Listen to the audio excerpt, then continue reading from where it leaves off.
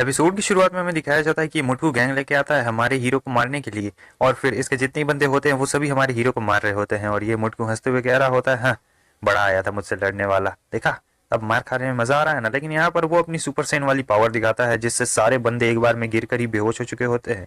हमारा हीरो सीधे उस मोटू की तरफ आगे बढ़ रहा होता है और कह रहा था, आ जाओ तुम्हें लड़ना था ना तो तुम मुझसे लड़ सकते हो। लेकिन वो मोटू सीधा आ रहा होता है हमारे हीरो की तरफ बैट लेके, जरा भी डर भय नहीं रहता है। ये उसके एक हाथ से बैट पकड़ता है और फिर दूसरे हाथ से इसका दूसरा हाथ तोड़ डालता है और कह रहा था, मैंने तुम्हें पहले भी मौका दिया लेकिन बहुत अफसोस की बात है कि तुम नाकारा निकले, किसी काम के नहीं हो। फिर इसके बाद ये अपनी पावर्स का इस्तेमाल करता है। ये एक एनर्जी बुलेट रहती है, उससे पहले कि मार पाता तब तक उसका बड़ा भाई आ जाता है और कह रहा होता है, वॉर विंग किंग तुम्हारी इतनी हिम्मत, मेरे भाई को तुम परेशान कर रहे हो। दोनों आते हैं और दोनों के पंचेस टकराते हैं। दोनों के पंचेस टकराते हैं। हमारा हीरो कह रहा होता है कि सबसे पहले उसी ने शुरू किया है, वही ये लड़ाई चाहता था। और इधर ये कह रहा था कि आज मैं तुम्हें नहीं छोड़ूंगा, आज मैं तुम्हें मार डालूंगा। इधर हम देखते हैं कि दोनों की पावर्स घमासान टकरा रही होती है और काफी अच्छी टक्कर दे रहा होता है वो मोटू बंदा। लेकिन फिर दोनों पीछे हट चुके होते हैं। मोटू को चोट लग गई होती है। वो मोटू कह रहा होता है, वॉर विंग किंग मैंने जितना सोचा था तुम्हारी पावर तो उससे ज्यादा बेहतर निकली। ये कहता है कि तुम ये क्या बात कर रहे हो, मैंने अभी तक शुरू कहाँ किया है, अभी तो बस मेरा वार्म अप चल रहा है, अभी शुरू नहीं किया है। लेकिन ये बात सुनकर वो घबरा जाता है क्योंकि हमारे हीरो की पावर बहुत ज्यादा होती है। कह रहा होता है कि क्या हुआ, तुम घबराए हुए से क्यों दिख रहे हो, मैंने कहा ना अभी तो बस मैं तुम्हारे साथ खेल रहा था, अभी तो असली मजा आना शुरू हुआ है। और फिर वो तैयार रहता है लेकिन तब तक वहां पे बटलर आ जाता है। हीरो कहता है, क्या हुआ, तुम यहाँ पर क्यों हो। उसका वो जो बटलर रहता है कह रहा होता है, मैं बस आप तक एक संदेश पहुंचाना चाहता हूँ, जो मास्टर ने मुझसे कहा है कि ज्यादा एग्रेसिव मत बनिए, ये आपके लिए ज्यादा बेहतर नहीं रहने वाला है। लेकिन हीरो कह रहा होता है कि देखो आज मैं इसे मारने वाला हूँ और इसे कोई भी नहीं बचा सकता है, तुम भी नहीं बचा सकते हो। तब तक हम देखते हैं कि ये भी अपनी फुल पावर में आ चुके होते हैं, जो बटलर होते हैं। हमारा हीरो कह रहा होता है कि ठीक है, अगर आप उसे बचाना ही चाहते हैं तो चलिए शुरू करते हैं। और फिर दोनों में लड़ाई शुरू हो चुकी होती है। ये हमला करता है, वो अपनी शील्ड से रोकने की कोशिश करते हैं लेकिन उनकी शील्ड टूट चुकी होती है एक ही हमले में। हीरो उसके पास आता है और कह रहा होता है कि हाँ चलिए, आप में कुछ तो इस बात है, चलो आज मैं इन लोगों को छोड़ देता हूँ, लेकिन सिर्फ आपकी और आपके बॉस की वजह से। वहाँ सभी लोगों का भीड़ लग चुका होता है। हमारा हीरो कहता है, लेकिन अगली बार ऐसा इन्होंने किया तो इनमें से कोई भी नहीं बचने वाला है। वो लड़की भी यही होती है, खूबसूरत सी। वो सोच रही होती है, तभी मैं सोचूं कि मेरे डैड ने क्यों कहा था कि शिंगाई में कुछ गड़बड़ है, क्योंकि ये नया वॉरविंग किंग आ चुका है। और फिर ये जो मास्टर रहता है ये भी आ चुका होता है। तो बटलर कह रहा था, मुझे माफ कर दीजिए सर, मैं आपकी उम्मीदों पे खड़ा नहीं उतर पाया। वो कहता है, ये तो मुझे पहले से पता था कि तुम हरा नहीं पाओगे। अच्छा चलो ये बताओ कि वॉरविंग किंग और हेवनली डिवाइन किंग में इन दोनों में से ज्यादा ताकतवर कौन है। वो बहुत जल्दी और आसानी से बता देता है कि वॉरविंग किंग ज्यादा ताकतवर है और हेवनली डिवाइन किंग तो उनके सामने कुछ भी नहीं है। उसका बॉस कहता है, तो ठीक है जाओ, तुम बेसमेंट में जाओ और अपनी इंजरीज को ठीक कर लो।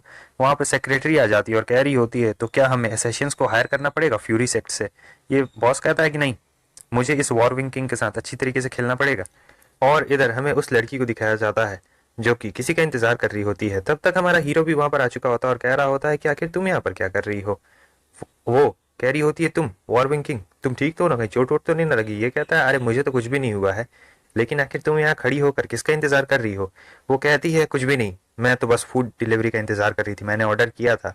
हीरो कहता है, अगर ऐसी बात है तो वॉचमैन भी तुम्हारे लिए ला सकता था, आखिर तुम खुद खड़े होकर यहाँ पर किस लिए इतना देर से इंतजार कर रही हो। वो गुस्सा हो जाती है और वहां से जाने लगती। सोच रही होती ये बंदा, और उसे कुछ समझ नहीं आता है आखिर इसने कब उसे ऑफेंड कर दिया। वही सोच रहा होता है, खैर जाने दो। अब ये अपने अपार्टमेंट में जाता है, दरवाजे के पास बड़े आराम से दरवाजे को खोलता है। लेकिन जैसे दरवाजे को खोलता हम देखते हैं कि कोई चाकू लेके वहां पे खड़ा रहता है। वो कहता है, बस सिस बहुत हो गया, अब और नहीं। ये उसकी सिस्टर रहती है, एक नई सिस्टर। वो कहती है, बे यार, कम से कम एक बार स्नीक अटैक में तो मुझे कामयाब हो जाने दो, तुम मुझे कभी भी कामयाब नहीं होने देते हो, हमेशा पकड़ लेते हो। हीरो से कहता है, तुम्हें पता है बचपन से ये तुम्हारा 199 बार था जब तुमने मुझे स्नीक अटैक से मारने की कोशिश की है, और हाँ तुम हमेशा बचते आए हो, तुम कभी भी मुझे अपने पूरी तरीके से स्नीक अटैक नहीं करने दिया। वो कहता है, तुम क्या चाहती हो कि मैं मारा जाऊं, बोलो। वो कहती है कि आखिर तुम ऐसा क्यों सोच रहे हो, मैं क्यों चाहूंगी कि तुम मरो, मैं तो बस अपने फादर को ये साबित करना चाहती हूँ कि मैं भी बहुत ज्यादा अच्छी हूँ और मैं भी ये काम कर सकती हूँ। अगले सीन में हमें दिखाया जाता है वो लोग कमरे में रहते हैं जहां पर हमारा हीरो से पूछ रहा होता है, क्या मास्टर को इसके बारे में पता है कि तुम आई हो। वो कहती है नहीं, तब ये गुस्सा हो जाता है और कह रहा था, तो तुम यहाँ छुप कर आई हो। वो कहती है, तो अब उस बूढ़े आदमी को कौन बताने जाए कि वहां नीचे पहाड़ में बहुत ज्यादा खतरा है, और अगर उन्हें ये बात पता रहती तो वो मुझे कभी भी यहाँ पर आने नहीं देते। और वैसे भी ब्रदर, मुझे किस बात का खतरा है, तुम देखो मैं कितनी ज्यादा पावरफुल हूँ, मुझे क्या हो सकता है। और इधर ये अपना सर पीट रहा होता है कि धत्तेरे की, आखिर मैं ये कहाँ पर फंस गया। ये कह रही होती है, तुम्हें तो पता ही है मैं कोई जंगली लेडी बिल्कुल भी नहीं हूँ जो बिना मोबाइल फोन और इंटरनेट के रह सके। वहां पहाड़ के ऊपर नेटवर्क ही कहाँ आता है। और फिर वो तुरंत ही कह रही होती है कि मुझे भूख लगी है, लेकिन ऐसा पोजीशन बना के कौन बोलता है कि भूख लगा है। वो कहता है कि ठीक है चलो मैं तुम्हें कुछ खिला देता हूँ। अब अगले सीन में हमें दिखाया जाता है कि उसके लिए बहुत सारा खाना इसने ऑर्डर कर दिया होता है, वो भी काफ़ी टेस्टी टेस्टी वाला। वो खा रही होती है लेकिन ठूस ठूस कर, तो कहता है कि ज़रा आराम से खाओ। वो कहती है कि क्या कहा तुमने? अरे कुछ भी नहीं, तुम बस अपना खाना खत्म करो, कोई भी तुमसे लड़ नहीं रहा है यहाँ खाने के लिए। और हमें दिखाया जाता है कि ये बिल्कुल जंगलियों की तरह खा रही होती है, बहुत जोर का भूख लगा रहता है। और फिर आखिर में भूख शांत हो चुका होता है, सारा खाली होती है।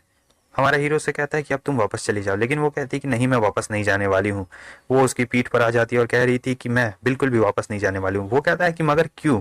वो कहती है कि नहीं मैं नहीं जाने वाली हूँ, बस मैंने कह दिया ना, मुझे वहाँ पे ज़रा भी अच्छा नहीं लगता है, और अगर तुम मुझे बार बार वहाँ वापस जाने के लिए कहोगे तब मैं तुम्हें ऐसे ही परेशान करूंगी, मैं तुम्हें नहीं छोड़ने वाली हूँ, जहाँ जाओगे वहाँ जाऊंगी। वो कहता है ठीक है, तो मुझे तुमसे डरना चाहिए। वो खुश हो जाती है कि अब फाइनली इसके भाई ने इसकी बात मान ली होती है, अपने साथ रखेगा, लेकिन ये कह रहा होता है कि एक ही शर्त है, तुम्हें मेरी बात माननी पड़ेगी ताकि कोई भी ट्रबल ना हो सके।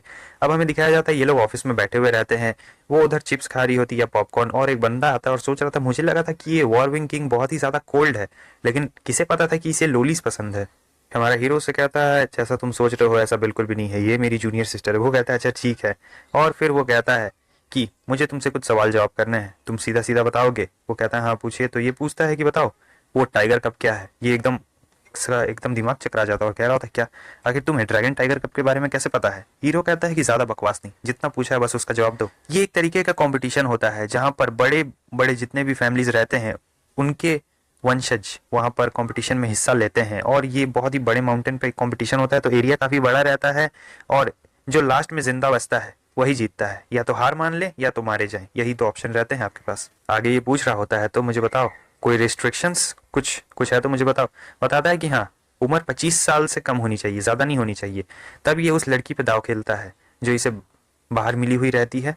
वो कह रहा होता है कि मैं उससे चाहता हूँ कि वो कंपटीशन में पार्टिसिपेट करे, लेकिन वो बंदा कह रहा होता है कि ये बिल्कुल भी अच्छी बात नहीं है, ड्रैगन टाइगर कप जैसा तुम सोच रहे हो वैसा बिल्कुल भी नहीं है, बहुत ही ज्यादा क्रूअल है वहां पर, वहां मुझे नहीं लगता है कि ठीक रहेगा। लेकिन हमारा हीरो कह रहा होता है कि आखिर बताओ कौन ऐसा स्ट्रांग पर्सन है जिसने कभी खून का सामना नहीं किया होगा, उसे भी करना पड़ेगा।